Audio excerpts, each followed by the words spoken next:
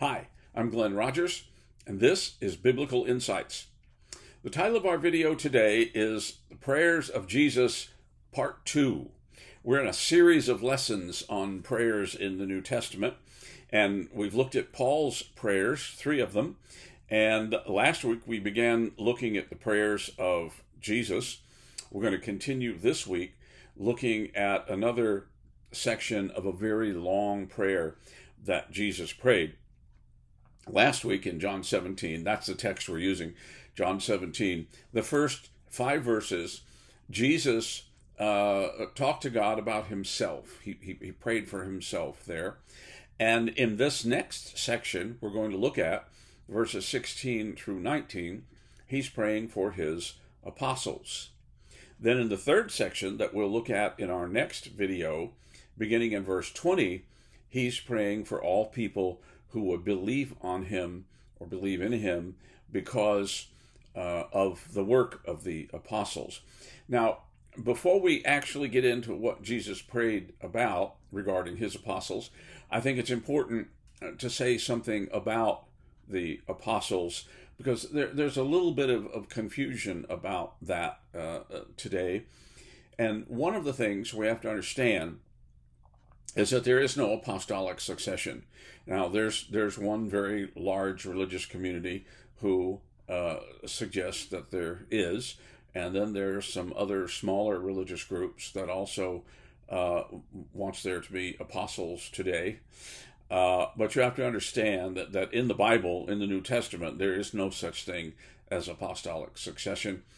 The apostles were men that Jesus himself specifically chose to teach and train to be his apostles, to lead the church of the first century after he returned to the Father in heaven. Okay, so nobody today can qualify to be an apostle because there isn't anybody living today that has been selected by Jesus himself during his ministry and taught and trained by Jesus, spending time with him, traveling with him, eating with him, engaging in ministry with him, being sent out by him on practice preaching tour, all the things that Jesus did with those apostles that you read in the Gospels. Those things don't happen for people today. Okay, so it's just not possible that there are any apostles. There are people who do similar work, but they are not apostles. Okay, so there are no apostles today, and unfortunately, if you're one of these people running around calling yourself an apostle, you need to stop it, because you're not an apostle. You weren't selected and trained by Jesus and sent out by Jesus.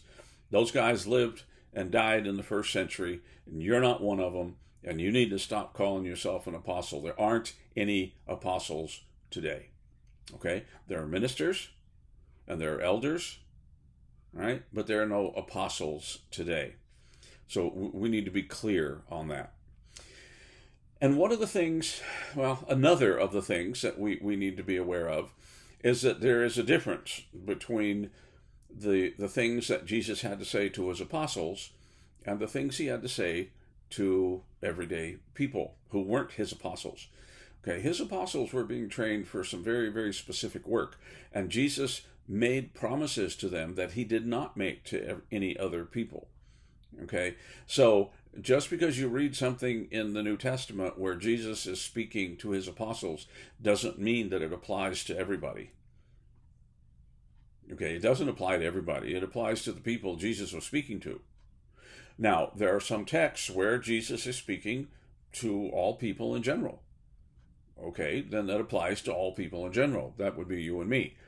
But if he's with his apostles and he's speaking to his apostles and makes a promise to them, why would you think that promise applies to you? You're not one of those guys. So it doesn't apply to you. We have to be careful about what we do with the words of Jesus, because some of the things he said don't apply to everybody, but apply only to the people he was speaking to, specifically to his apostles. So, having said those things, let's look at this text and understand what this text is about. This occurs on the night Jesus is going to be betrayed. He's with his apostles. They're having their Passover meal, and he has established what we refer to today as the Lord's Supper. And now he's been talking to his disciples, explaining to them what's going to happen. And they're very hurt. They're very upset. He's trying to comfort them and tell them everything's going to be okay. And then he wants to spend some time in prayer. And so he does. And it's a very, very long prayer. It's the longest prayer that Jesus prays in the New Testament. It's the longest prayer that appears anywhere in the New Testament. And it's broken down into three sections. Jesus prays first for himself, second for his apostles, and then third, he prays for everybody, for all the people who will believe in him because of the work of the apostles. And that third section we're going to look at next time. But today, this section is about Jesus and his concerns for the apostles. And in this section, he asks God for three things for these apostles.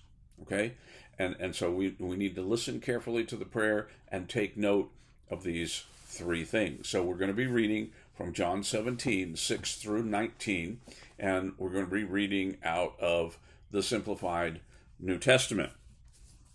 So I'll try to do a good job on this reading. Please forgive me if I don't. Sometimes I don't do the reading as well as I'd like to. Jesus says, Father, I have made you known to these men that you gave me. They were yours, and you gave them to me. They have been loyal to both of us, obeying your word. I have taught them all that you entrusted to me. I spoke, and they believed. They know that I came here because you sent me. It is for these men that I pray. I'm not praying for everyone right now, but for these men who were yours and that you gave me. You and I, Father, belong to each other completely.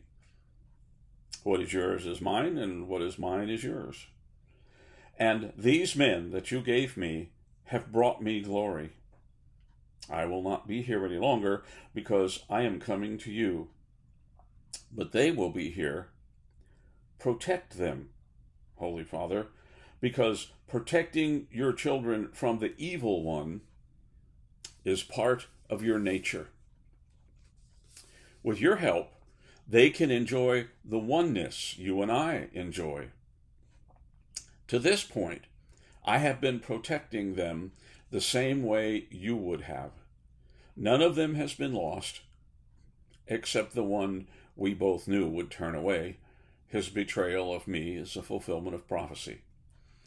I will be coming to you very soon, Father, but while I am still here, I want these men to know the joy I know because you and I are one. That is why I am saying these things. I gave them your word, and now the people of the world hate them because they are no longer of this world any more than I am of this world. I am not asking that you take them out of this world, but that you protect them while they are here. Protect them from the evil one. I do not belong to this world, and neither do they. Set them apart, Father, by the truth of your word. Separate them from the common and unclean things of this world, and keep them holy. Just as you sent me into the world, I have sent them into the world. I have set them apart from the world so that they too may be set apart. Now, there's some very important things here that Jesus has to say that helps us understand his relationship with the Father and his relationship with the apostles and the relationship he wants the apostles to have with both him and the Father and this whole idea of oneness. And those are very important things, but I'm not going to focus on them too much in what we're saying here today. We can do that another time in another video. What I want to focus on specifically are the three things that Jesus asks the Father on behalf of these now 11 men who were left, and later another will be appointed, and then another, so that there will end up having been 13 actual men, if you include the Apostle Paul. What was it that Jesus was concerned about for these people? Now think about what's really going on here. Okay, this is not just your normal everyday daily prayer that Jesus might pray. Okay, this is, in a few hours, he's going to be arrested while he's in the garden, again, praying. Okay, he's going to be arrested, and he's going to be mistreated and abused all night long, and the next day in the morning, he's going to be crucified. He's going to die, and he's going to be buried. Okay, and he knows this. He knows all of this. Okay, this is not new to him.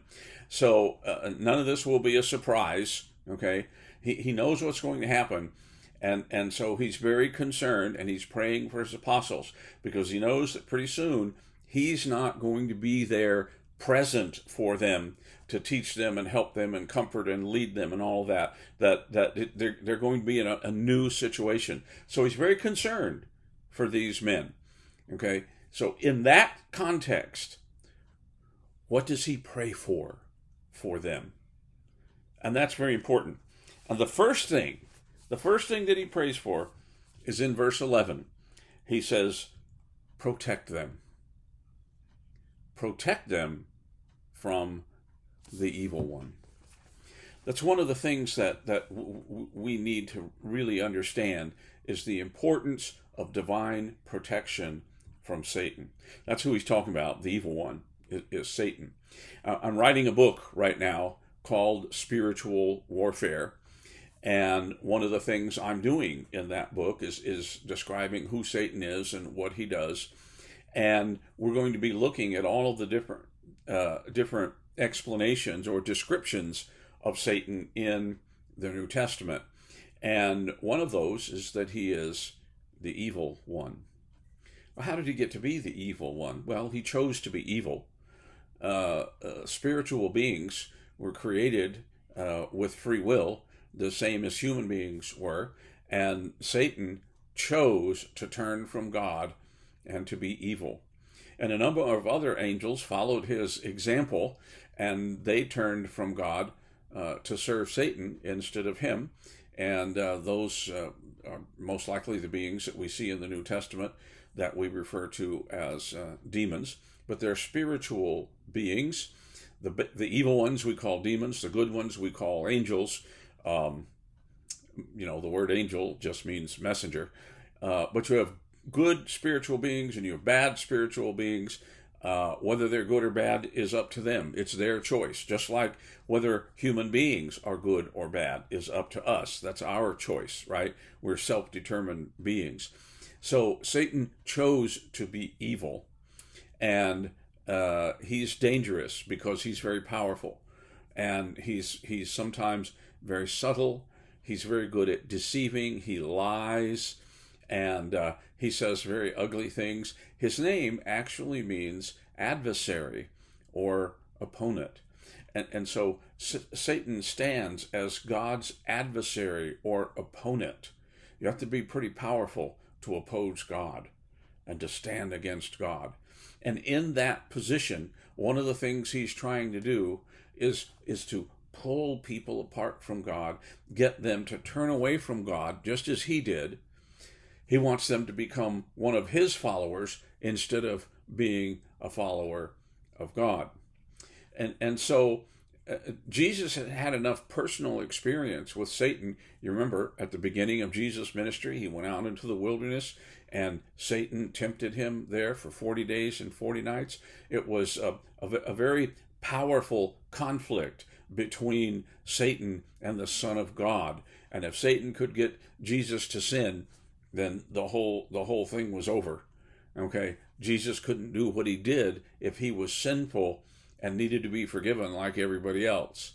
You see, so Satan did everything he could to get Jesus to sin. Jesus knew how powerful and how dangerous Satan is. He knew that. And so he knew that these 12 men who were going to be the leaders of the new church, he knew that they would become the target of Satan. In fact, in one case, Jesus is talking to Peter after Peter's very disappointed in himself for denying Jesus 3 times. And he tells Peter, he says, Satan has asked to sift you like wheat. Okay, it's a metaphor of saying that Jesus, or rather Satan, has asked to tempt you, Peter, to try to destroy you. He says, but he won't. And after you have recovered, then strengthen your brethren. So Jesus understood how dangerous it was going to be for the apostles. He understood, absolutely. And so what's his primary concern? Protection for these men. Protection. Now, I can't say that we're in the same position the apostles were in. In fact, I'm pretty sure we're not, because we haven't been entrusted with the same job they were entrusted with. We don't have the same responsibilities that they have. But Satan, Peter explained, is a roaring lion looking for someone to devour. Paul described him as the god of this world who can deceive the minds of people. Okay? He is powerful, he is dangerous, and you need protection. But you have that protection. You have security in Christ. Because you're a self-determined person, because you have free will, nobody can make you do anything wrong or make you do anything evil. And Paul explains this in the 8th chapter of Romans, near the end of the 8th chapter. He talks about the fact that no one can separate us from the love of Christ. And he has a big long list. You know, he says, not angels, not demons, not powers, not this, not that. No. Nothing can separate us from the love of Christ. Okay? So you don't have to be afraid of Satan. In fact, in his letter to the Corinthian believers, Paul said that God will not allow Satan to tempt you in such an overwhelming way that you cannot say no. God won't allow that. Satan is limited in how much pressure he can put on any one of us, right? So you have divine protection from Satan. And that's important. You need to know that. Okay? The second thing that Jesus says in response to the needs of the apostles is also in verse 11. He says, with your help, they can enjoy the oneness you and I enjoy. Isn't that great? With your help, they can enjoy the oneness that you and I enjoy. Now, what's that talking about? Well, he's talking about relationship. He's talking about intimacy with God. You see, this is the reason God created us in his image. So we would be like him, this fundamentally the same kind of being he is, so that we could have a meaningful relationship. And Jesus is saying, Lord, I want them to experience that kind of oneness. I want them to know the joy that comes from that. Well, we can enjoy that same kind of oneness, that same kind of relationship. That isn't something that was just limited to the apostles. That's something that is available to all people, to anyone who acknowledges their sin and comes to God in humility, asking for forgiveness, and is baptized for the forgiveness of sins. They are then reconciled to God, and they can enjoy this intimacy and oneness that Jesus enjoys with God. And we can all enjoy that same wonderful blessing. But Jesus knew that being a target of Satan, they would need to be protected. And one of the things that would help them get through all of the difficulties and the challenging times is that if they enjoyed that oneness, if they enjoyed that intimacy and the relationship that they could have with God.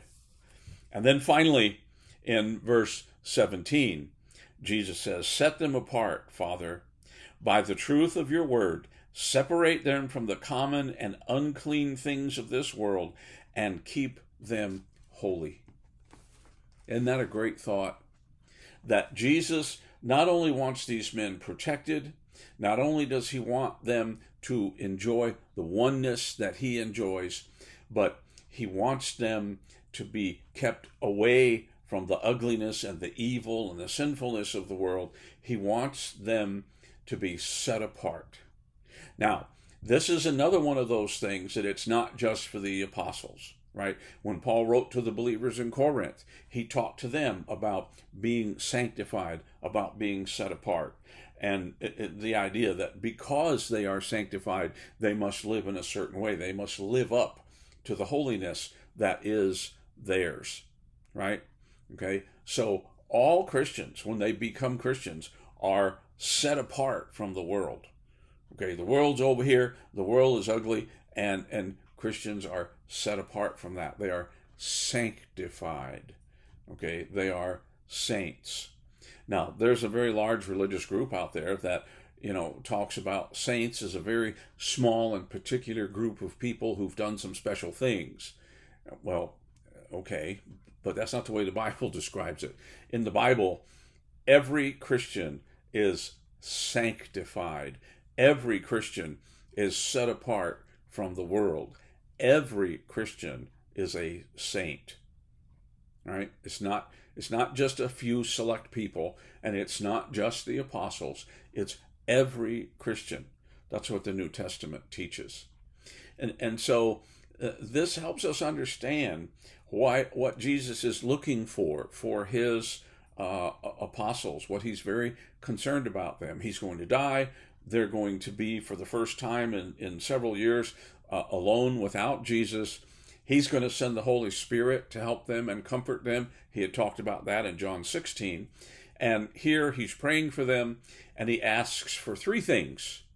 He asks for protection. He asks that they would enjoy the same oneness he has with the Father, and he asks for their sanctification. And all three of those things are available to us as well. And so these are important things for us to think about, important things for us to understand. When Jesus prays, we need to understand those are things that he's really concerned about.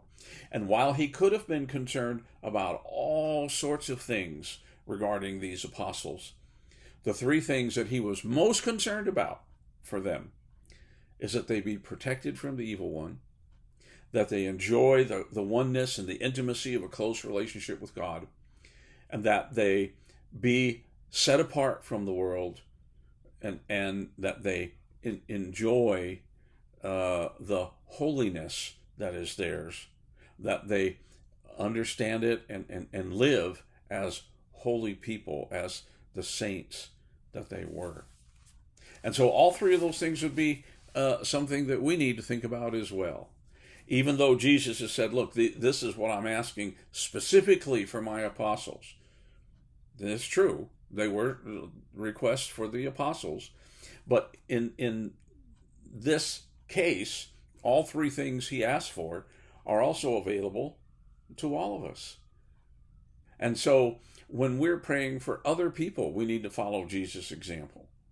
And we need to pray that they would be protected from the evil one, that they would enjoy the oneness, the intimacy that comes from the relationship with God, and that they would understand and truly be sanctified or holy, that they would live as saints. Well, I hope you found this helpful and informative. And while you're thinking about these things, I would encourage you, as I always do, to read your Bible, pray, go to church, and may God bless.